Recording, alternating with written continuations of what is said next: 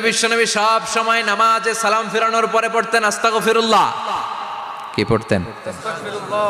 তিনবার পড়তেন আস্তাগফিরুল্লাহ, আস্তাগফিরুল্লাহ, আস্তাগফিরুল্লাহ। পড়তে রাজি আছেন? ইস্তিগফারের অনেকগুলো আলফাজ আছে, সবচেয়ে ছোট ইস্তিগফার হচ্ছে এটা, আস্তাগফিরুল্লাহ, আস্তাগফিরুল্লাহ। আরো আছে আস্তাগফিরুল্লাহ আল্লাযী লা ইলাহা ইল্লা হুয়াল হাইয়ুল কাইয়্যুম আতুবু ইলাইহি। বিশ্বনবী বলেন এই ইস্তিগফারটা যদি কেউ পড়ে, আত-তাওয়াল্লি মিন ইয়াউমিজ যাহাফ, যুদ্ধের ময়দান থেকে পালিয়ে আসা কবিরা গুনাহ। কি গুনাহ?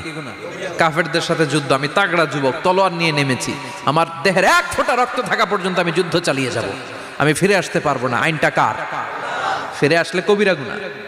বিশ্বনবী বলেন যুদ্ধের ময়দান থেকে ফিরে এসেছে এরকম কবিরা গুনাহ অবলম্বনকারীও যদি আস্তাগফিরুল্লাহ আল্লাযী লা ইলাহা ইল্লা হুয়াল হাইয়ুল কাইয়্যুম ওয়া আতুবু ইলাইহি পড়ে, ওই কবিরা গুনাহকারীকেও ক্ষমা করে দিবে কে?